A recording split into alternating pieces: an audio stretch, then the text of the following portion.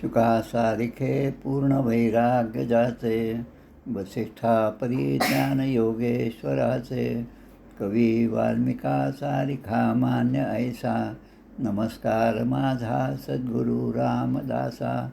श्रीराम मला वाटते अंतरी त्वा वसावे, तुझ्या दासबोधासी त्वा बोध व्हावे.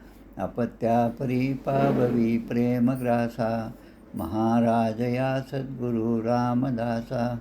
जय जय रघुवीर समर्थ. श्रीकृष्ण गोविंद हरे मुरारे, हे नाथ नारायण वासुदेव. प्रद्युम्न दामोदर विश्वनाथ, मुकुंद विष्णुर्भगवन् नमस्ते. सच्चिदानंद रूपाय विश्वोत्पत्त्यादि हेतवे, तापत्रय विनाशाय श्रीकृष्णाय वयं नमः. कृष्णाय वासुदेवाय हरये परमात्मने, प्रणतक्लेशनाशाय गोविंदाय नमो नमः. वसुदेवसुतं देवं कंसचाणूरमर्दनं, देवकी परमानन्दं कृष्णं वन्दे जगद्गुरुं. कृष्णकमलपत्राक्षं पुण्यश्रवणकीर्तनं, वासुदेवं जगद्योनिं नौमि नारायणं हरिं. कृष्ण कृष्णेति कृष्णेति यो मां स्मरति नित्यशः, जलं भित्त्वा यथा पद्मं संसारात् उद्धराम्यहं. कृष्णाय वासुदेवाय देवकी नन्दनाय च, नन्दगोपकुमाराय गोविन्दाय नमो नमः. नमः पङ्कजनाभाय नमः पङ्कजमालिने, नमः पङ्कजनेत्राय नमस्ते पङ्कजाङ्घ्रे. गोपाल कृष्ण भगवान की जय. श्री भगवान उवाच, ज्ञानं परमगुह्यं मे यद्विज्ञानसमन्वितं, सरहस्यं तदङ्गं च ग्रहाणगदितं मया.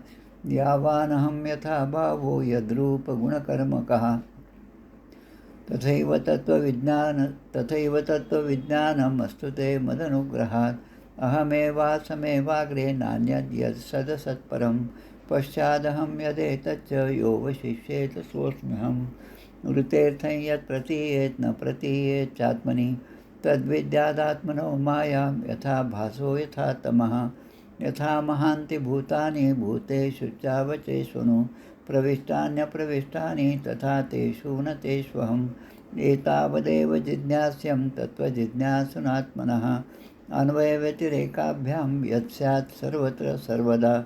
एतन्मतं समातिष्ठ परमेण समाधिना, भवान् कल्पविकल्पेषु न विमुह्यति कदाचित्. गोपाल कृष्ण भगवान की जय. एकादश स्कंदाचे अवतरणिका. एकादश स्कंद प्रथमोध्याय. यदुवंशाशी शाप होय. जनक योगेश्वर संवाद द्वितीय. नारद सांगे वसुदेवाशे. ब्रह्म माया कर्मयोग तृतीयात. भगवदावतार चतुर्थात. अभक्तांची गती पंचमात. पूजाविधी वर्णिली. परमधामाशी यावे श्रीपती, षष्ठात देव प्रार्थिती. यादव प्रभासतीर्थ जाती, उद्धव एकांती भेटत असे. अवधूतोपाख्यान 7, 8, 9. दत्ताचे गुरुज्ञान अभिनव. 10व्यात वर्णिली सोलिव, इहपरभोग असारता. बद्धमुक्त भक्तलक्षण. एकादशी ते वर्णन. सत्संग महिमा कर्मयोग कथन 12ोऽध्यायी. हंस सनकोपदेश त्रयोदशात. भक्तियोग ध्यानविधी 14शात. सिद्धी विभिन्न लक्षण 15शात. विभूती वर्णन 16. वर्णाश्रम धर्म निरूपण 17व्यात केले कथन. वानप्रस्थ संन्यासी धर्म वर्णन बोलिले 18व्यात. भक्ती ज्ञान साधना वर्णन 19व्यात कथन. ज्ञानकर्म भक्ती वर्णन 20व्यात बोलिले. गुणदोष व्यवस्था स्वरूप रहस्य त्याचा 21 होय. तत्वसंख्या प्रकृती पुरुष सोय 22व्यात बोलिली. तितिक्षु ब्राह्मण कथा 23 तो तत्वता. सांख्ययोग ज्ञानगाथा 24व्यात बोलिली. त्रिगुणवृत्ती निरूपण 25व्यात केले कथन. पुरुरव्याचे वैराग्य कथन 26व्यात बोलिले. क्रियायोग वर्णन 27व्यात केले असे निवेदन. निवेदिला परमार्थ 28व्या माजी. भागवत धर्म निरूपण उद्धव बद्रिकाश्रम गमन 29व्यात कथन केले असे. यदुकुळ संहार 30व्यात, श्रीकृष्णावतार शेवट, स्वधाव गमन 31व्यात, सुरस कथा वर्णिली. गोपाल कृष्ण भगवान की जय. जय जय रघुवीर समर्थ. श्रीराम जय राम जय राम. आज ज्येष्ठ वद्य नवमी शके 1947, 20 जून 2025. आजचा दिवस म्हणजे या नवमीचा वैशिष्ट्य म्हणजे राजमाता जिजाऊ साहेब यांची तिथीप्रमाणे आज पुण्यतिथी आहे. सातारा जिल्ह्यामध्ये असणारं पाचाड या ठिकाणी त्यांची समाधी आहे. 6 जून 1674 म्हणजे आता 6 जून होऊन गेला. 1674 या दिवशी रायगडावर छत्रपती शिवाजी महाराजांना राज्याभिषेक झाला. राज्याभिषेकानंतरच्या 12व्या-13व्या दिवशी 17 जून 1674 या दिवशी जिजाबाईंनी देह ठेवला. या जिजामाता ज्या आहेत त्यांनी स्थापन केलेली 2 ठिकाणं महत्त्वाची आहेत. एक तर कसबा पेठ, पुण्यामध्ये जे कसबा पेठ आहे त्या ठिकाणी कसबा गणपती जो आहे त्या गणपतीची स्थापना जिजाबाईंनी केली. बाल शिवाजी आणि जिजाबाई या दोघांनी मिळून त्या गणपतीची पूजा केलेली आहे. जेव्हा आम्ही समर्थांच्या चतुःशताब्दीनिमित्त पदयात्रा काढली होती त्या पदयात्रेच्या दुसऱ्या भागामध्ये म्हणजे नाशिक टाकळी ते पुणे असा आमचा तो प्रवास होता. त्या दरम्यान आदरणीय श्री सुनीलदादा चिंचोळकर यांच्या सांगण्याप्रमाणे या कसबा पेठेतल्या गणपतीपाशी आम्ही तो दुसरा भाग पूर्ण केला. आणि त्यावेळेस त्या कसबा पेठ गणपतीच्या ठिकाणी स्वतः आणि श्री सुनीलदादा आलेले होते. मला वाटतं त्यावेळेस काहीतरी पायाला फ्रॅक्चर वगैरे होतं तरी पण काठी टेक होते त्या ठिकाणी मुद्दाम आले होते. त्यानंतर आमचा जो पुढचा भाग होता पुणे ते सज्जनगड या दरम्यान आमचा एक मुक्काम आंबेगावला होता. हे आंबेगाव म्हणजे सातारा रोडवर असणारं एक छोटंसं गाव, रस्त्यापासून उजव्या बाजूला असणारं. आणि या आंबेगावाचं वैशिष्ट्य म्हणजे छत्रपती शिवाजी महाराजांनी जे शिक्षण दिलं ते दादोजी कोंडदेव यांचं ते गाव आहे. आमचा मुक्काम ज्या घरामध्ये होता, एका डॉक्टरांच्या घरी आमचा मुक्काम होता, त्याच्यासमोरच दादोजी कोंडदेवांचा वाडा होता. आणि विशेष तिथली आठवण म्हणजे त्या दिवशी संध्याकाळी मंदिरात माझं जेव्हा प्रवचन झालं तेव्हा एक बाई त्या ठिकाणी मला भेटल्या आणि त्या सांगत होत्या आम्ही दादोजी कोंडदेवांच्या वाड्यामध्येच राहतो. आणि त्यांनी मला स्वतःहून सांगितलं की आम्ही मुसलमान आहोत. आणि पुढे त्या म्हणतात तरी आम्ही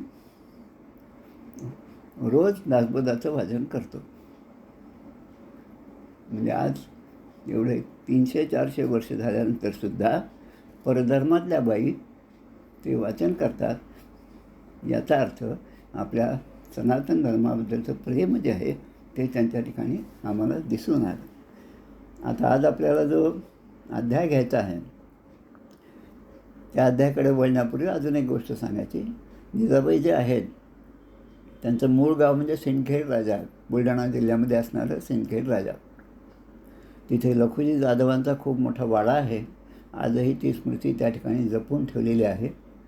आमच्या आदरणीय श्री सुनीलदादांच्या पुस्तकामध्ये चिंता करतो विश्वाची, ज्यामध्ये त्यांनी पूर्णपणे समर्थांचं चरित्र लिहिलं, त्यामध्ये त्या राजमाता जिजाऊ यांच्या संबंधी ते लिहितात. जिजाऊपैकी जी म्हणजे जिवंतपणा, जा म्हणजे जागरूकता, बा म्हणजे बाणेदारपणा आणि ईश्वरनिष्ठा म्हणजे ह्या 4ही गुणांचा संगम मातोश्री जिजाबाईंच्या ठिकाणी दिसून येतो. जिवंतपणा, आपला समाज देश जागृत ठेवायचा असेल तर समर्थांचे स्मरण ते महाराष्ट्राचे जीवन आणि समर्थांचे विस्मरण ते महाराष्ट्राचे मरण असं नानासाहेब देवांनी म्हटलं होतं. त्यामध्ये थोडासा बदल करून आजकाल आपण म्हणतो शिवसमर्थांचे स्मरण म्हणजे महाराष्ट्राचे जीवन आणि शिवसमर्थांचे विस्मरण म्हणजे महाराष्ट्राचे मरण. आता महाराष्ट्र म्हणजे त्या काळातला हिंदवी स्वराज्य या अर्थाने तो शब्द घ्यायचा. आज म्हणजे पूर्ण देश याला या शिवसमर्थांच्या स्मरणाची नितांत गरज आहे आणि त्याप्रमाणे वागण्याची, त्या पथावर चालण्याची गरज आहे. असं या 2-3 गोष्टीची आठवण या आजच्या मातोश्री जिजाबाईंच्या पुण्यतिथीच्या निमित्त आज होत आहे. आता आपल्याला हा जो 11व्या स्कंदातले 6वा अध्याय आज आपल्याला घ्यायचा आहे. त्याचं शीर्षक असं आहे की भगवंतांना स्वधामाला परतण्यासाठी देवांनी प्रार्थना केली आणि प्रभात क्षेत्री जाण्यासाठी यादव तयारी करीत असलेले पाहून उद्धवांचे भगवंताकडे येणे. 2 गोष्टी आजच्या अध्यायामध्ये महत्त्वाच्या आहेत. आणि विशेष म्हणजे हा जो 11वा अध्याय आहे, त्या 11व्या अध्यायामध्ये 31 अध्याय आहेत. 11व्या स्कंदामध्ये 31 अध्याय आहेत आणि त्यामधल्या आजचा 6वा अध्याय, 6व्या अध्यायापासून 29वा अध्याय, म्हणजे फक्त पहिले 5 आणि शेवटचे 2 हे जर सोडले 7 अध्याय, तर 24 अध्याय जे आहेत ते अध्याय उद्धव गीता या नावाने प्रसिद्ध आहेत. भगवंतांनी उद्धवांना केलेला जो उपदेश आहे तो उद्धव गीता या नावाने आहे. श्री ग्रंथराज दासबोधाच्या पहिल्या समासामध्ये अनेक प्रकारच्या गीतेचा उल्लेख आहे. रामगीता, शिवगीता, त्याचप्रमाणे उद्धव गीता. या सगळ्या गीतांपैकी उद्धव गीता म्हणजे या 11व्या स्कंदातील अध्याय 6 ते 29. या ठिकाणी शुकदेव जे आहेत ते आता वर्णन करत आहेत आणि परीक्षित राजा ते श्रवण करत आहेत. त्यामध्ये ते म्हणतात की द्वारकेमध्ये अनेक संत ऋषी मुनी त्या काळामध्ये आले आणि त्यांची एकच इच्छा होती की सर्व लोकांचे पाप ताप शमन करणारे आणि ज्यांची कीर्ती सगळीकडे पसरली आहे त्या भगवान श्रीकृष्णाच्या दर्शनासाठी इच्छुक होते. म्हणून ते त्या ठिकाणी आले. आणि कोण कोण आले याची पूर्ण यादी या ठिकाणी 3 श्लोकामध्ये दिलेली आहे. अथ ब्रह्मात्मजैर्देवैः प्रजय शैरावृतो अभ्यगात भवश्च भूत भव्येशो ययो भूत गणैर्वृताः. सनकादिक ऋषी त्या ठिकाणी आले. देव आणि प्रजापतींसह ब्रह्मदेव स्वतः त्या ठिकाणी आले. भूतगण, भूत प्रेत पिशाच हे ते भगवान शंकराचे गण आहेत. त्यासहित स्वतः महादेव त्या ठिकाणी आलेले आहेत. मरुद्गण म्हणून आपण जी पूजा करतो ते मरुद्गणाचे प्रमुख असणारे इंद्र ते सुद्धा मरुद्गणांसह त्या ठिकाणी आले.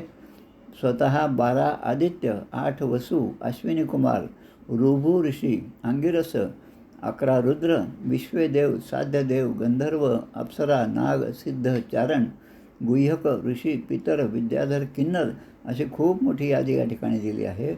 आणि हे सगळे देवता त्या ठिकाणी भगवंताच्या दर्शनासाठी द्वारकेमध्ये आले होते. श्रीकृष्णाचे त्यांनी दर्शन घेतले. आता ज्यांचं दर्शन म्हणजे कितीही श्रीकृष्णांचं स्वरूप आणि त्यांचं वर्णन आपण केलं, त्यांच्या कथा ऐकल्या, बालपणीच्या 10व्या स्कंदामध्ये असणाऱ्या सगळ्या लीला आपण ऐकल्या, तरी पण कानांची तृप्ती होत नाही. आजकाल एखादं गाणं ऐकलं म्हणजे 2-3दा ऐकलं की असं वाटतं पुरे आता काही नको. पण या कथा ज्या आहेत रामायण आणि महाभारत ज्या आहेत त्या नित्यनूतन, त्याचं नूतनत्व जे आहे ते नित्य टिकणार आहे. केव्हाही ऐकलं तरी ते नवीनच आपण ऐकत आहोत असं वाटतं. त्याबद्दल आमच्या वेणास्वामी जे आहेत त्या समर्थांना सांगतात की या कथा ज्या आहेत त्या कथा कितीही ऐकल्या तरी पुन्हा पुन्हा ऐकावे वाटतात. जसे आकाशातला चंद्र आणि चांदण्या ज्या आहेत त्या कितीही कधीही पाहिल्या तरी त्यातून तृप्ती होत नाही, पुन्हा पुन्हा पाहावंसं वाटतं. तसं श्रीकृष्णाच्या दर्शनासाठी ही सगळी मंडळी त्या ठिकाणी आली. देव ऋषी सगळे आले. त्यावेळेस कृष्णम अद्भुत दर्शनम, भगवंताचं अद्भुत असं दर्शन त्यांनी घेतलं आणि त्यांना असं वाटत होतं की या भगवंताच्या स्वरूपाकडे, त्यांच्या चेहऱ्याकडे, त्यांच्या पूर्ण शरीराकडे पाहून आपली तृप्ती मात्र होत नाही, डोळ्यांची तृप्ती मात्र होत नाही. त्याचप्रमाणे त्यांनी स्वर्गातले आणलेले अनेक फुलांचा वर्षाव त्या भगवंतावर केला आणि स्वतः सुंदर शब्दांनी युक्त वाणीने ते भगवंताची स्तुती करू लागले. आता या स्तुतीचे जवळपास 13 श्लोक या ठिकाणी दिलेले आहेत. सगळे देवस्तुती करतात. कर्माच्या मोठ्या बंधनातून सुटण्याची इच्छा असणारे मुमुक्षू. आता परवा 2 दिवसापूर्वी एका प्रवचनामध्ये माता राघवाचार्य यांच्या प्रवचनामध्ये ऐकलं होतं की मुमुक्षू आणि भुभुक्षू असे 2 प्रकार आहेत. भुभुक्षू म्हणजे ज्याला तहान लागली, ज्याला भूक लागली आणि भुकेसाठी त्याची तृप्ती होत नाही पण तो अजून अधिक खातो, तो म्हणजे ज्याचं खाण्याने फक्त शरीराचं पोषण होतं तो भुभुक्षू. आणि मुमुक्षू म्हणजे ज्यामुळे भगवंताशी एकरूप होण्याची जो मार्ग आहे त्या मार्गाची जो उत्कंठतेने प्रतीक्षा करतो, ज्या त्या ठिकाणी भगवंताच्या भेटीची तळमळ आहे ते मुमुक्षू. म्हणून बद्ध, मुमुक्षू, साधक आणि सिद्ध या पायऱ्या आपल्याला सांगितलेल्या आहेत. आता हे जे आहेत ते देव असं म्हणतात की आम्ही बुद्धी, इंद्रिय, प्राण आणि मन यांनी आपल्याला नमस्कार करीत आहोत. नतास्मते नाथ पदारविंदम बुद्धी, इंद्रिय, प्राण, मनो, वचोभिः. आताच वाटतं 11व्या स्कंदामध्ये 2ऱ्या अध्यायामध्ये एक श्लोक झाला, जो आपण नेहमी रोजच म्हणतो, पूजेनंतर म्हणतो, सामुदायिक आरतीनंतर म्हणतो, कायेन वाचा मनसेंद्रियर्वा, म्हणजे कायेनी, वाचेनी, मनेनी, वाणीनी, इंद्रियांनी, बुद्धीनी जे आम्ही तुझं स्मरण करू ते स्मरण तुझ्यापर्यंत पोचावं. आणि म्हणून आमच्या सगळ्या क्रिया यत करोसी यत जुहोसी ददासी यत यत तपस्यसी कौंतेय तत्कुरुष्व मदार्पण. जे जे तू करशील ते ते तू मला अर्पण कर. आणि मग पुढे म्हणतात की सगळ्या दोषापासून, म्हणजे तुम्ही आमच्यासारखेच तुम्ही आहात, आमच्यासारखे शरीराने आहात, दिसण्यासाठी आहेत, आमच्यासारखा तुम्ही या ठिकाणी जन्मसुद्धा घेतला, पण तुम्ही केलेल्या या लीलामध्ये तुम्ही कुठेही आसक्त झाला नाही. ज्या आनंदाने भगवंताने आपला वंश वाढवला त्याच आनंदाने भगवंत आपल्या वंशाचा नाश होतानासुद्धा त्याच प्रकारे पाहत असतात. म्हणजे ही स्थिर बुद्धी जी आहे, समत्व जे आहे ते समत्व भगवंताच्या ठिकाणी आम्हाला पाहायला मिळतं. आणि अखंड स्वरूपभूत अशा परमानंदामध्ये आपण नेहमी निमग्न असतात. आता पुढच्या श्लोकामध्ये म्हणतात, शुद्धिर्नृणां न तु तथेड्य दुराशयानां विद्या, श्रुता, अध्ययन, दान, दीप, क्रियाभिः. आता ज्या लोकांची चित्तवृत्ती रागद्वेष या विकाराने कलुषित झालेली असते, कोणाबद्दल तरी राग आहे, कोणाबद्दल तरी द्वेष आहे. राग याच्यासाठी की त्याने माझ्या कामामध्ये अडथळा आणला म्हणून त्याचा राग आहे. द्वेष याच्यासाठी की माझ्याकडे जेवढं आहे त्याच्यापेक्षा जास्त त्याच्याकडे आहे म्हणून त्याचा द्वेष आहे. असे कलुषित झालेली ज्यांची बुद्धी आहे, आणि अशी कलुषित बुद्धी असूनसुद्धा जे उपासना, वेदाध्ययन, दान, तपश्चर्या, यज्ञ इत्यादी कर्म करत असतात, ते कितीही कर्म केले तरी त्यांची चित्ताची शुद्धी होत नाही. जसं शुद्ध अंतःकरण मनुष्यामध्ये जो शुद्ध अंतःकरणाचा आहे त्याच्यामध्ये मात्र भगवंताच्या कीर्तीच्या श्रवणाने भगवंताबद्दलची आपली भक्ती अधिकाधिक दृढ होत जाते. आता 2 श्लोकामध्ये इथे खूप छान वर्णन केलेलं आहे. 4 भगवंताच्या अवताराबद्दल म्हणतात, वासुदेव, संकर्षण, प्रद्युम्न आणि अनिरुद्ध या 4ही देवतां मिळून चतुर्विहाच्या ठिकाणी, म्हणजे या 4 देवतांच्या ठिकाणी जितेंद्रिय भक्त स्वर्गलोकाच्या पलीकडे असणारं भगवत धाम जे आहे त्या ठिकाणी आपल्याला ते जायला मिळावं, त्या ठिकाणी आपलं वास्तव्य व्हावं, भगवंताने आपलं म्हणावं म्हणून ते त्या भगवंताची पूजा करीत असतात. आणि त्यावेळेस त्रिकाळ पूजा करतात. आणि त्याचबरोबर याज्ञिक लोक जे आहेत ते सुद्धा त्रिदेवता, तिन्ही वेदांची, म्हणजे ऋग, यजु आणि साम, ऋग्वेद, यजुर्वेद आणि सामवेद याच्या पठणाने, विधिवत पठणाने ते हातामध्ये हवीर द्रव्य घेऊन त्याच भगवंताचं चिंतन करीत असतात. मायेचं स्वरूप जाणणारे आणि इच्छणारे, आणि ते त्याच भक्तांच्या हृदयामध्ये भगवंताचा वास असतो. म्हणून या देवता आता म्हणतात की आमच्या या अशुभ वासना आमच्या ठिकाणी जे आहेत त्यांना भस्मीभूत करण्यासाठी आपण अग्निरूपाने आमच्या जवळ, आमच्या सान्निध्यात असावं. तृणाग्नी मिळे समरस झाले तैसे नामे केले जपता हरी, माऊली आपल्या अभंगात म्हणतात. जसं वाळलेलं गवत आहे, एखादी ठिणगी पडली तरी ते जसं पटापट ते जळून जातं, तसं तुमच्या वास्तव्याने, तुमच्या सान्निध्याने, तुमच्या सत्संगाने आमच्या अशुभ वासना या भस्म व्हाव्यात. पुढे म्हणतात, आता पुढचा श्लोक अजून महत्त्वाचा आहे. पर्युष्टया तव विभो वनमाले येयम संस्पर्धिनी भगवती प्रतिपत्नीवत श्रीः. प्रतिपत्नीवत श्रीः, पत्नीप्रमाणे श्री, म्हणजे स्वतः भगवती लक्ष्मी आपल्या वक्षस्थळावरील कोमजलेल्या वनमालेचा सुद्धा मत्सर करते. आता लक्षात घ्या, भगवंताचं जे स्वरूप आहे, ती जे विग्रह आहे, ती जी मूर्ती आहे, मोठ्या रूपामध्ये आपण ते तिरुपती बालाजीचं ते विग्रह पाहिला तर त्याच्या छातीवर लक्ष्मीचा निवास आहे. आणि म्हणून आपण लक्ष्मी व्यंकटेश म्हणतो. तसं किंवा आपण सीताराम म्हणतो, भवानी शंकरम वंदे म्हणतो. म्हणजे प्रकृती आणि पुरुष ह्या दोन्हींचं रूप आपल्याला त्या भगवंताच्या विग्रहामध्ये पाहायला मिळतं. आता तीच लक्ष्मी त्या भगवंताच्या गळ्यामध्ये असणाऱ्या वनमाला ज्या आहेत त्याचा द्वेष करते. कारण ती लक्ष्मी तिला तरी तो भगवंत काही वेळ तरी दूर करतो, पण ही वनमाला मात्र काही केल्या तो तिचा तिरस्कार करत नाही, तिला आपल्यापासून दूर करत नाही. मग अशा भगवंताचा म्हणजे त्यांचं स्मरण आम्ही नित्य करू. आता पुढे अजून एक संदर्भ दिला, वामन अवताराचा यामध्ये उल्लेख आहे. वामन अवतारामध्ये बलीच्या काळामधला बलीचे गुरु म्हणजे शुक्राचार्य आहे. ही कथा आपण सगळ्या गोष्टी जाणतो आणि आत्तापर्यंत श्रीमद भागवतामध्ये या सगळ्या गोष्टी आपण ऐकलेल्या आहेत. त्याने फक्त 3 पाद त्रिपादभूमी याचीच फक्त याचना केली आणि बलिराजाला अहंकार होता, मी एवढं सगळं कमवलेलं आहे, आता याचक माझ्याकडे आल्यानंतर मी तो जे मागेल ते सगळं मी द्यायला तयार आहे.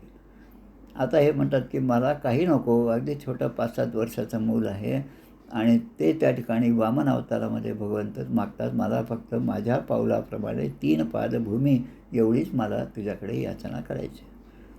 बलिराजा तयारही होतात. त्यानंतर त्यांचे गुरु असणारे शुक्राचार्य हे त्या ठिकाणी नाही म्हणतात, अरे हा प्रत्यक्ष नारायण वेश बदलून तुझ्याकडे आलेला आहे आणि तुला हा ठगवत आहे, तुला हा फसवत आहे. पण तरी पण त्याने ते 3 पावले जमीन दिली आणि मग त्याला जो त्रिलोक्यावर विजयध्वजच त्या वाटत होता, अशा प्रकारचं ते भगवंताचं ती कृत्य ती लीला झाली.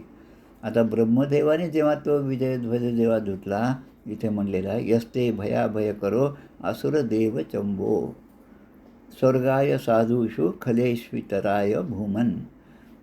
त्यावेळेस त्यामधून 3 धारा गंगेच्या निघाल्या आणि 3 पातकांसारख्या त्या वाटत होत्या. आता त्या धारा पाहून भगवंताचं हे यश पाहून जे असुर आहेत त्यांच्या सेनेला मात्र भीती वाटू लागली.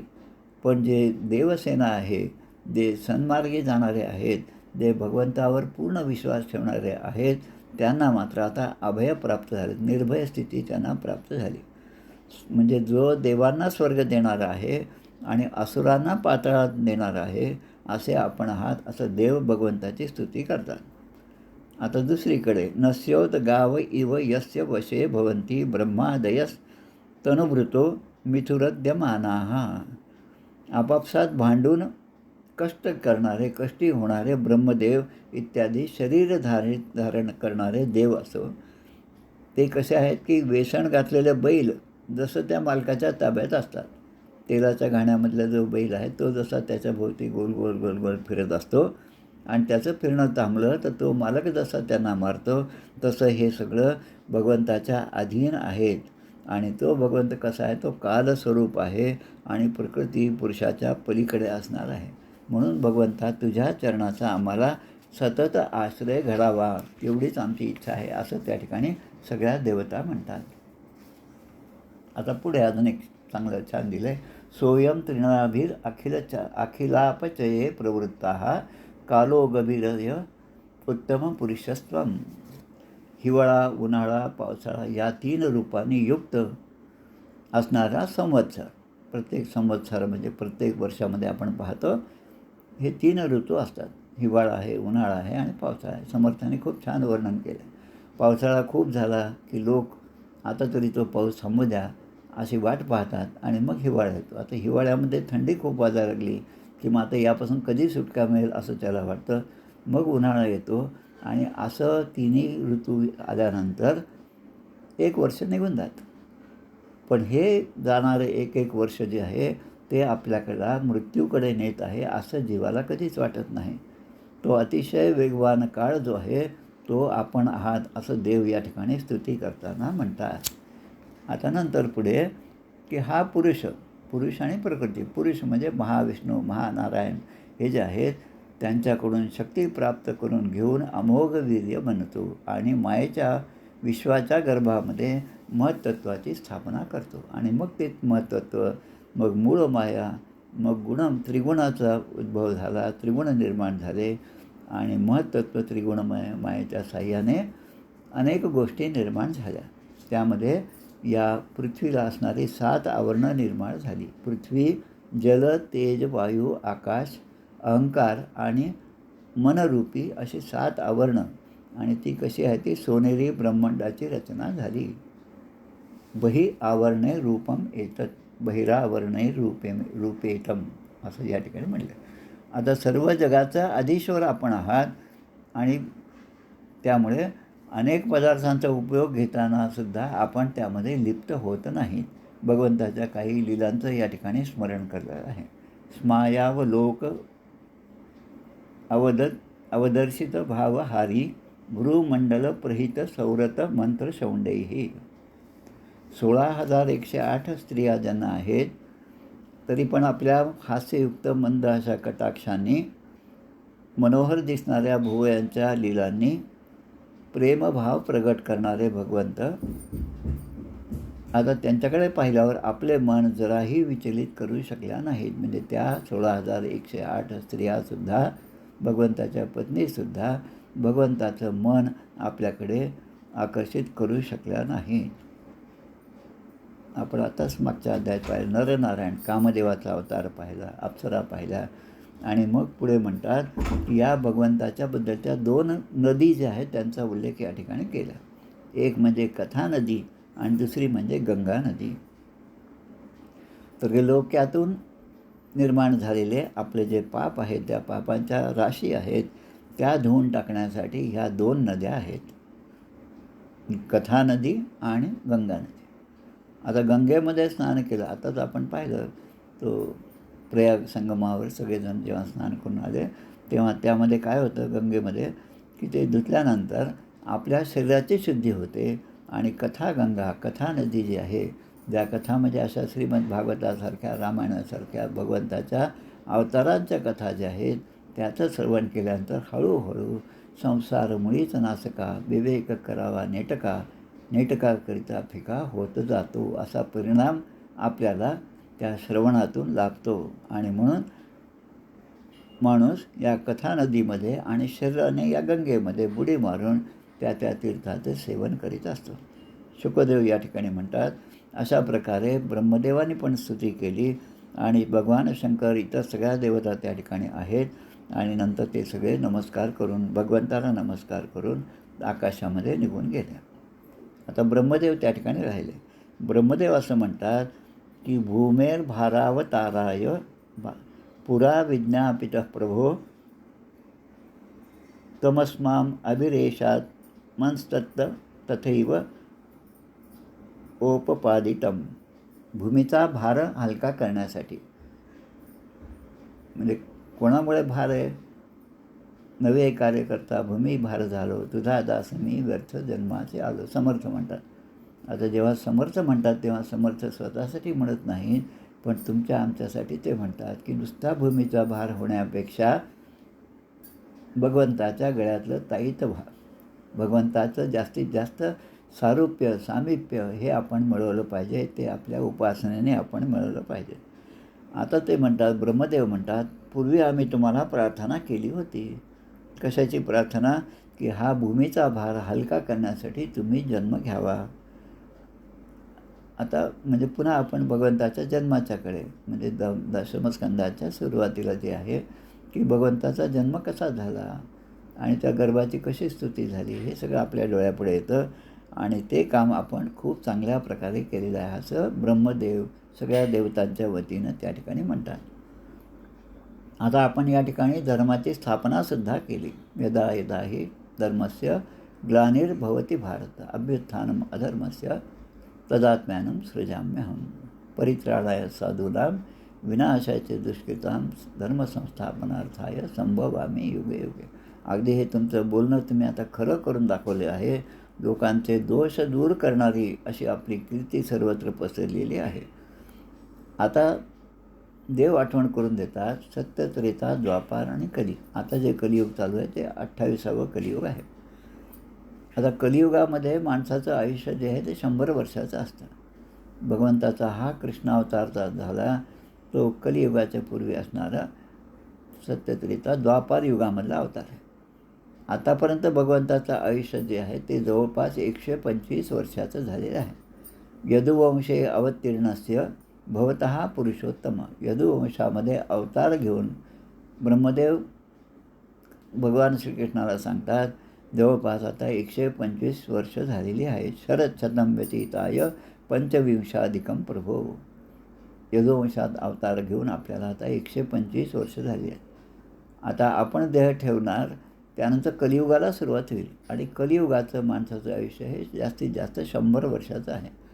त्यामुळे आपल्याला जर योग्य वाटत असेल ततस्वधाम परमं विश्वस्य विश्वस्व यदि मन्यसे म्हणजे आम्हाला असं वाटतं, पण तुम्हाला जसं वाटेल त्याप्रमाणे तुम्ही करावं आणि आता तुम्ही आपल्या परमधामामध्ये परत यावं असं आम्हाला वाटतं. आणि एकदा तुम्ही तिथे आलात म्हणजे आमच्यासारखे लोकपाल जे आहेत त्यांचा सांभाळ तुम्ही करावा आणि आपली सेवा करण्याची संधी आम्हाला पुन्हा प्राप्त व्हावी, असं भगवंताजवळ निवेदन स्वतः ब्रह्मदेव या ठिकाणी करत आहेत. तेव्हा या सगळ्या गोष्टींचा विचार करून भगवंत आता म्हणतात, श्री भगवान वाच अवधारित मे तन्मे यदार्थ विबुधेश्वर कृतं व कार्यम अखिलम भूमेर्भारोवतारितः. ब्रह्मदेवा तू म्हणतोस ते अगदी खरं आहे. आता ब्रह्मदेवाला अरे तुरे म्हणणारे भगवान श्रीकृष्ण, कारण त्यांच्याच नाभी कमलापासून ब्रह्मदेवाची उत्पत्ती झाली आहे. चतुरानन ब्रह्मदेव जे आहेत, कमळामध्ये ज्यांचा उद्भव झाला, कमलोद्भव अनेक नावं त्यांची आहेत, त्यांना ते म्हणतात तू म्हणतोस ते बरोबर आहे. जवळपास माझी सर्व कामं पूर्ण झालेली आहेत आणि या भूमीचा भार मी बराचसा हलका केलेला आहे, पण तरी अजून काही गोष्टी माझ्या राहिलेल्या आहेत. तदिदम यादव कुलम वीर्य शौर्य श्रियोधतम म्हणजे पराक्रम, शौर्य आणि संपत्ती. माझे जे हे यादव आहेत त्यांना पराक्रम, शौर्य आणि संपत्ती भरपूर मिळाली आहे. ती माझ्याच कृपेने आणि कदाचित त्यांनी केलेल्या आत्तापर्यंतच्या पुण्याईने त्यांना हे सगळं प्राप्त झाले. पण आता जर मी यांना असंच सोडून गेलो तर हे पुढे अराजकता माजवतील आणि सगळी पृथ्वी पुन्हा गिळंकृत करतील. जसा समुद्राचा किनारा आहे, तो किनारा काय करतो, तो समुद्राला एका ठिकाणी रोखून धरतो. नदी आपण पाहतो, नदीला पूर येतो, समुद्राला पूर येतो असं होत नाही कधी. समुद्र तो तेवढाच शांत असतो आणि तो तेवढाच उच्छृंखल पण असतो, पण जसा वेळ असेल त्याप्रमाणे तो आपलं वेगवेगळं रूप धारण करतो. पण या उच्छृंखल यदूचा हा वंश नष्ट करावा यासाठी मी आलो आणि तो करूनच मी पुन्हा आपल्या परमधामाला येणार आहे. मर्यादेचे उल्लंघन केलं तर हाच वंश या भूमीचा संहार करेल. आणि इदानीम नाश आरब्ध. आत्तापर्यंत ब्राह्मणाच्या शापामुळे आता या वंशाचा नाश होण्यासाठी सुरुवात झाली आहे. ब्राह्मणाचा शाप म्हणजे आता लक्षात घ्या कोणता शाप आहे तो. सांब ज्याने ते स्त्री वेश घेतला आणि इतर बंधू त्यांच्याबरोबर आहे, हे सगळे भगवान श्रीकृष्णाचेच पुत्र आहेत. पण त्यांना दुर्बुद्धी झाली आणि ऋषीमुनींच्या समोर त्यांच्या सत्रामध्ये जाऊन ते विचारतात, ही माझी बहीण आहे, आता हिला जे बाळ होणार आहे ते मुलगा असेल का मुलगी, तिला काय होईल, असं जे विचारलं आणि त्या ठिकाणाहून या यदुकुळाच्या वंशाच्या नाशाची सुरुवात झाली. आणि त्याचा अंत झाला की मग मी स्वधामाला येईल. ब्रह्मनेदंते तवानघ यस्यामी भवनम. तेव्हा मी पुन्हा परत येईल. शुकदेव या ठिकाणी सांगतात, कृष्णाने असं सांगितल्यानंतर ब्रह्मदेवाने त्यांना नमस्कार केला आणि ते आपल्या धामाकडे निघून गेले. आता इकडे द्वारकापुरीमध्ये काय झालं पहा. द्वारकापुरीमध्ये अनेक अपशकुन होऊ लागले. यदुवंशातील श्रेष्ठ जे व्यक्ती होत्या त्या भगवंताकडे आले आणि आता ते आपलं त्या ठिकाणचं जे वातावरण आहे त्याचं वर्णन ते करू लागले. तेव्हा भगवान श्रीकृष्ण म्हणतात की आजकाल मोठमोठे अपशकुन होत आहेत. शिवाय ब्राह्मणाने आपल्या वंशाला शाप दिले आहे. आता भगवंत जे आहेत जे सगळ्या गोष्टी करू शकतात, क्षणार्धामध्ये करू शकतात. एखादी मोठी बिल्डिंग 100 मजली जरी असेल ते एका क्षणामध्ये ती पडते. पण भगवंताची कृपा असेल तर एखादा गरीबसुद्धा श्रीमंत होऊ शकतो. जीव दरिद्री असंख्यात नृपती केले, आमच्या ग्रंथराज दासबोधामध्ये केलं आहे. भगवंताची कृपा असेल तर जीव दरिद्री असंख्यात नृपती केले. एखाद्या दरिद्री जीवालासुद्धा नृपती करण्याचं भगवंताची कृपा आहे. तर जर आपल्याला जगायचं असेल तर आपण इथे राहू नये, भगवान श्रीकृष्ण त्यांच्याकडे आलेल्या सगळ्या लोकांना सांगतात. कारण आता उशीर करू नका आणि आजच आपण परमपवित्र अशा प्रभास क्षेत्राला जाऊया. आता प्रभास क्षेत्राला काय जायचं आणि या द्वारकेमध्ये का राहायचं नाही? तर द्वारकेचं जे वैभव आहे, द्वारकेचं जे वर्णन आहे ते आपल्या रामराज्याच्या वर्णनाचं आहे. कदा ही भूमी पीक सांडित नाही, बहुवृष्टी नाही, अनावृष्टी नाही. तसंच या द्वारकेमध्ये सुद्धा जे निवास करतात त्यांना मृत्यू नाही, त्यांना तारुण्य प्राप्त होतं. आता या ठिकाणी भगवंतांनी 2 गोष्टी सांगितल्या. यत्र स्नात्वा दक्षशापात गृहीतो यक्ष्मणो डुराट विमुक्तः किल्बिषात सद्यो भेजे भूय कलोदयम. दक्ष प्रजापतीच्या एका प्रसंगाची आठवण भगवंत या ठिकाणी करून देतात. हा पण भाग आपला झालेला आहे 3-4 स्कंदामध्ये सुरुवातीला. दक्ष प्रजापतीच्या ज्या 60 कन्या होत्या त्यापैकी 27 कन्या त्यांनी चंद्राला दिल्या. म्हणजे 27 कन्यांनी चंद्राबरोबर विवाह केला. आता 27 मुली ह्या दक्षाच्या आहेत आणि दक्षाची इच्छा असते किंवा कोणाची पण इच्छा असते की आपल्या पत्नीवर आपल्या नवऱ्याने सगळ्यांनी प्रेम केलं पाहिजे. पण इथे त्यांना असं दिसतं की हा चंद्र जो आहे तो रोहिणीवरच जास्त प्रेम करतो. आणि मग ज्या 26 राहिल्या मग त्या रोहिणीचा द्वेष करायला लागतात. आणि म्हणून दक्षाने त्याला चंद्राला शाप दिला. कशाचा शाप? तर क्षयरोगाचा शाप दिला आणि त्या चंद्राला क्षयरोगाने ग्रासलं. आता तेव्हा या शापातून मुक्त होण्यासाठी यत्र स्नात्वा दक्ष शापात, दक्षाकडून मिळालेल्या शापामुळे या प्रभास क्षेत्रामध्ये स्नान केल्यामुळे ग्रहितो यक्ष्मणो डुराट विमुक्त किल्बिषात सद्यो. किल्बिष जे काही पाप होतं ते शापाचं जे आहे ते शापसुद्धा त्या ठिकाणी धुवून निघाला. भेजे भूय कलोदयम. आणि त्या चंद्राच्या कला आता पुन्हा वाढू लागल्या. म्हणजे आपण पाहतो की अमावास्यापासून पौर्णिमेपासून पुढच्या अमावास्यापर्यंत चंद्र कलेकलेने वाढतो आणि कलेकलेने तो त्याचा लहान होत जातो. म्हणजे आपल्या दृष्टीने, पण त्याच्या दृष्टीने तो जसा आहे तसाच राहतो. म्हणून भगवंत असं म्हणतात, वयं च तस्मिन् नाप्लुत्य तर्पयित्वा पितॄन् सुरान्. आता आपण सगळेच जण द्वारकावासी जे आहेत ते आपण सगळे म्हणून त्या ठिकाणी प्रभास क्षेत्रावर जाऊ. प्रभास क्षेत्रावर गेल्यानंतर त्या ठिकाणी आपण स्नान करू आणि जे स्नान केल्यानंतर आपल्या देवता जे आहेत आणि पितर जे आहेत त्यांना पितरांसाठी तर्पण करू, देवतांचं पूजन करू आपण. त्याचबरोबर उत्तम पक्वान्न तयार करून श्रेष्ठ ब्राह्मणांना आपण त्या ठिकाणी भोजन घालू. भोजयित्वा वोशितो विप्रान नाना गुणवंतान दसा. सत्पात्र ब्राह्मणांना पूर्ण श्रद्धेने मोठी दानदक्षिणासुद्धा आपण देऊ. आणि अशा प्रकारे या आपल्या सत्कर्माने आपण जसा नौकेने समुद्र पार करावा त्याप्रमाणे आपण दानदक्षिणा देऊन त्या तीर्थामध्ये स्नान करून आपण संकटे पार करून जाऊ. म्हणजे हा भवसागर पार करून जाऊ. आता हे ऐकून शुकदेव सांगतात आपल्यातर्फे की भगवान श्रीकृष्णाने जेव्हा अशी आज्ञा केली तेव्हा यादवाने प्रभास क्षेत्री जाण्याचं ठरवलं. आता यादवाची संख्या किती हे सुद्धा मागे आपण बोललो, त्याबद्दल करोडोमध्ये संख्या आहे ती. कारण भगवंताचे 16,108 पत्नी, प्रत्येकीला 10 मुलं आणि 1 मुलगी. सगळा त्याचा हिशोब करायचा म्हणजे कॅल्क्युलेटर पाहिजे. आणि जगाचा अधीश्वर असणाऱ्या भगवंताकडे आता उद्धवाने ही गोष्ट ऐकली. उद्धवांच्या कानावर ही गोष्ट गेली आणि उद्धव इतर सगळं कामं सोडले आणि ते उद्धव भगवंताकडे गेले. आता उद्धवांचं आणि भगवंताचं काय नातं आहे? उद्धव जे आहे ते भगवंतापेक्षा मोठे आहेत. वसुदेवांचे 8 भाऊ होते. त्या 8 भावांपैकी एका भावाचं नाव देवभाग आणि या देवभागांचा पुत्र असणारे उद्धव. म्हणजे श्रीकृष्ण आणि उद्धव हे चुलत भाऊ होते. उद्धव आणि श्रीकृष्णाबद्दल सांगायचं म्हणजे बालपणापासूनचे मित्र होते. दोघे भाऊ तर होते पण भावापेक्षा जास्त मैत्रीसुद्धा होते. म्हणजे काही क्षणामध्ये काही घटनांमध्ये आपल्याला दिसतं की स्वतः भगवंत उद्धवाचा सल्ला घेऊन पुढचं काम करत होते.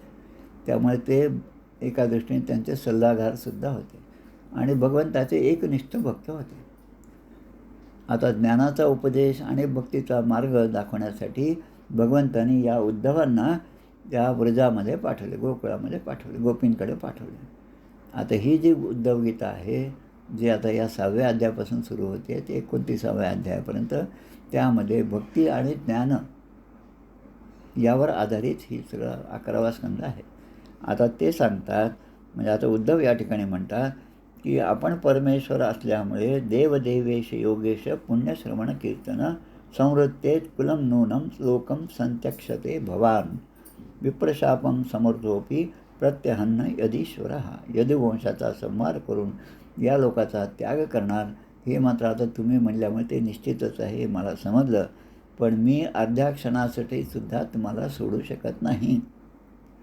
त्यामुळे मलाही तुमच्याबरोबर तुम्ही परमधामाला घेऊन जा, असं उद्धवाने त्या ठिकाणी म्हटलं.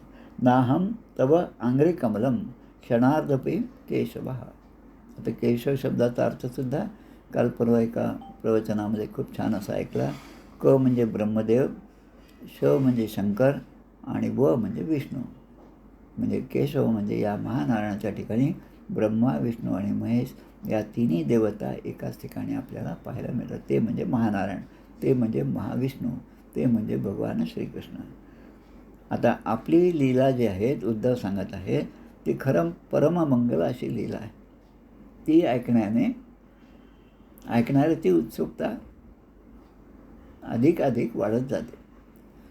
शुकासारखे पूर्ण वैराग्य जाते. वसिष्ठापरी ज्ञानयोगेश्वराचे आपण असं म्हणतो. ते शुकदेव जे आहेत, शुकदेव या ठिकाणी परीक्षित राजाला समजावून सांगत आहेत की ज्याला या कथेची एकदा गोडी लागली त्याच्या मनामध्ये नंतर दुसऱ्या कोणत्याहीच वस्तूच्या प्राप्तीची इच्छाच निर्माण होत नाही. इतकं छान ते सांगतात. आणि मग आता पुढे म्हणतात, उद्धव सांगत आहेत की तुझ्याबद्दल इतके वर्ष आम्ही घालवले, त्यामुळे आता आमच्या प्रत्येक क्रियामध्ये झोपणं असो, बसणं असो, हिंडणं असो, स्नान करणं असो, फिरणं असो, खेळणं असो की भोजन करणं असो, म्हणजे प्रत्येक क्रियेमध्ये प्रत्येक क्रिया करीत असताना तुझं स्मरण आमच्या मनापासून जाणं शक्यच नाही. म्हणजे एका अर्थाने तू या सगळ्याचा साक्षीदार आमच्याबरोबरच असतो. आमचे प्रियतम तुम्ही आहात. आणि मग अशा आपल्याला आम्ही कसे सोडू? कथम त्वाम प्रियमात्मानं वयम भक्ता त्यजेमहि. कथम त्वाम त्यजेमहि. आम्ही आपल्याला कसं सोडू, असं उद्धव या ठिकाणी सांगतात. आता पुन्हा ते आता ज्या श्लोकामध्ये आपण पाहिलं की लक्ष्मी त्या माळेचा सुद्धा द्वेष करते. पण आता भगवंताने वापरलेली माळ, चंदन, वस्त्रे आणि अलंकार, आपण एखाद्या मंदिरात जातो, त्या मंदिरातले पुजारी आपल्या हातामध्ये काहीतरी तिथलं फूल असेल, तुळशी असेल, काही ना काही आपल्या हातावर ठेवतात. आता ती जी वस्तू आहे ते आपण श्रद्धापूर्वक आपल्या घरी आणलं पाहिजे, त्याचं पूर्ण जतन केलं पाहिजे. पण बऱ्याचदा असं दिसतं की त्या ठिकाणीच आपण ते फेकून देतो किंवा आपल्याला ते दिलेलं सापडतसुद्धा नाही. इतके आपण संसारामध्ये मग्न असतो. आणि इथे हे म्हणतात की ते घेणारे आम्ही तुझे सेवक आहोत आणि तुझ्या मायेवर या सगळ्या तू दिलेल्या वस्तूंमुळे, प्रसादामुळे आम्ही अवश्य विजय मिळवू शकू. उच्छिष्ट भोजिनो दासास तव मायाम जयेमहि. तुझ्या मायेला तरून जाण्यासाठी या सगळ्या तुझ्याकडून मिळणारा प्रसाद जो आहे, ते माळ असेल, चंदन असेल, वस्त्र असेल, अलंकार असेल, त्या प्रत्येक गोष्टी आम्हाला भवसागरून तरून जाण्यासाठी उपयोगी पडणार आहे. आता पुढे वातर्शना यः ऋषयः श्रमणा ऊर्ध्वमंथिनः ब्रह्माख्यम धामते यान्ति शांताः संन्यासिनो अमलः. आता ऋषीमुनींच्या तपश्चर्येबद्दल सांगतात. ऋषीमुनी आपला सगळा संसार सोडून, घरदार सोडून, राज्य असेल तर राज्य सोडून जंगलामध्ये जातात, दिगंबर अवस्थेमध्ये राहतात आणि जन्मभर, आयुष्यभर प्रत्येक क्षण तुझ्या सत्संगामध्येच घालवतात. नैष्टिक ब्रह्मचर्य व्रताचे पालन करतात आणि ती अध्यात्मविद्या जाणून घेण्यासाठी अनेक प्रकारचे परिश्रम करतात. मग त्या संन्यासाचे हृदय या सगळ्या क्रियेमुळे अधिकाधिक निर्मळ होत जातं आणि मग त्यांचं मन शांत होतं आणि ते ब्रह्मस्वरूपी लीन होतात. ब्रह्म नावाचे स्थान, ब्रह्मपद ते प्राप्त करतात. या नरदेहाचे संबंधे बहुत पावले उत्तम पदे अहंता सांडूने स्वानंदे सुखी झाले. ग्रंथराज दासबोधाचे होईल. याच्यातलं महत्त्वाचं काय की अहंता सांडूने स्वानंदे सुखी झाले. अहंता ती गेली पाहिजे आणि ती जशी जाईल, ती कशी जाईल, तर ती भगवंतावर पूर्ण श्रद्धा ठेवली तरच तो अहंकार जाणार आहे. अहंकार विस्तारला या देहाचा, स्त्रिया पुत्र मित्र आदिके. आणि मग इथे म्हणतात त्याने ते स्थान प्राप्त कर. वयम त्विह महायोगीन भ्रमंत कर्मवत्सु तद्वार्तया तरी श्याम. म्हणजे तुझे गुण, तुझ्या लीला यांच्या कथा या जर आपण नेहमी सांगत राहिलो, त्यांचं कीर्तन करत राहिलो, तर त्याबरोबर तुझं स्मरण आम्हाला सतत राहील. आणि त्या स्मरणामुळे तुझ्या चालणं असेल, तुझं बोलणं असेल, आपण म्हणतो मधुराष्टकामध्ये जे आहेत, चलितम मधुरम, वलितम मधुरम, पलितम मधुरम, मधुराधिपते अखिलम मधुरम. भगवंता तुझा प्रत्येक गोष्ट, प्रत्येक हालचाल ही मधुरच आहे. आणि त्याचं आम्ही स्मरण करीत राहू. मग ते चालणं असो, बोलणं असो, हास्ययुक्त तुझं पाहणं असो, किंवा थट्टा विनोद करणंसुद्धा असो.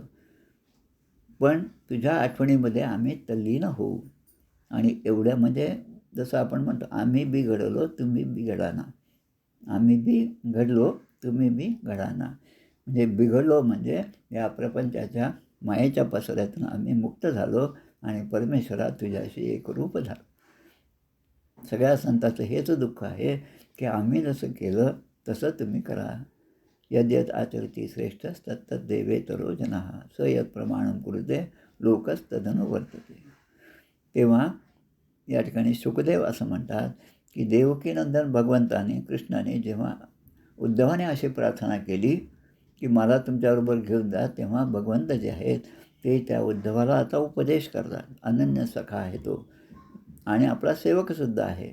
आणि त्याला भगवंताने जो केलेला उपदेश आहे तो आता अवधूतोपाख्यान या नावाने आता पुढच्या 3 अध्यायामध्ये आणि जवळपास 29व्या अध्यायापर्यंत उद्धवांना केलेला उपदेश जो आहे तो उद्धव गीता या नावाने प्रसिद्ध आहे. तो भाग आपण आता पुढच्या वेळेस पाहू, म्हणजे उद्या पाहू आपण. गोपाल कृष्ण भगवान की जय. जय जय रघुवीर समर्थ.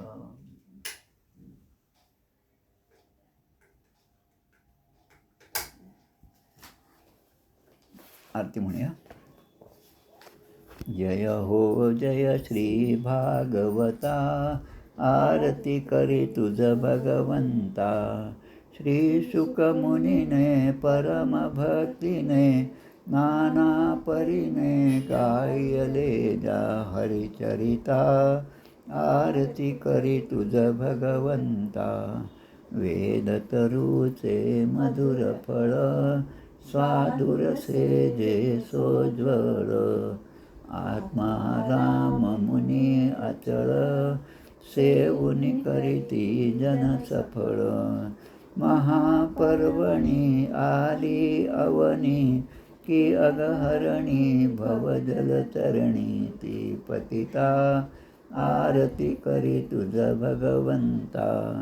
येथे व्यासाची वाणी, सार्थक हरिगुण गावोनी. शास्त्र पुराणी मुकुटमणी, परम प्रेमामृत जननी. सहज सेविता भाविक भक्ता, उदारदाता मोक्ष तत्वता देहाता. आरती करी तुझ भगवंता. गमते जणू मानस तीर्थ, 12 सोपाने युक्त. निर्मल भक्ती जले भरित, विहरे हरिहंस चितेत. श्लोक सुकमले संत अलिकुले, सेवुनी रमले भान विसरले रस पिता. आरती करी तुझ भगवंता. अपार महिमा ग्रंथाचा, वदवेना कोणासाचा. मेवा कविवर संतांचा, प्राणची कीर्तनकारांचा. धनुबोधाचा स्वयंप्रभेचा, 12 कळीचा रवी अंतरीचा तमहर्ता. आरती करी तुझ भगवंता. ग्रंथ नवे हा श्रीकृष्ण, गीते वेदी मन पूर्ण. अनन्य होता या शरण, खचित टळे जन्म मरण. प्रीतापदाती चिरये शांती, नाथै वदती रामपदी ठेवी माता. आरती करी तुझ भगवंता, जय हो जय श्री भागवता. आरती करी तुझ भगवंता. गोपाल कृष्ण भगवान की जय. जय जय रघुवीर समर्थ. श्रीराम जय.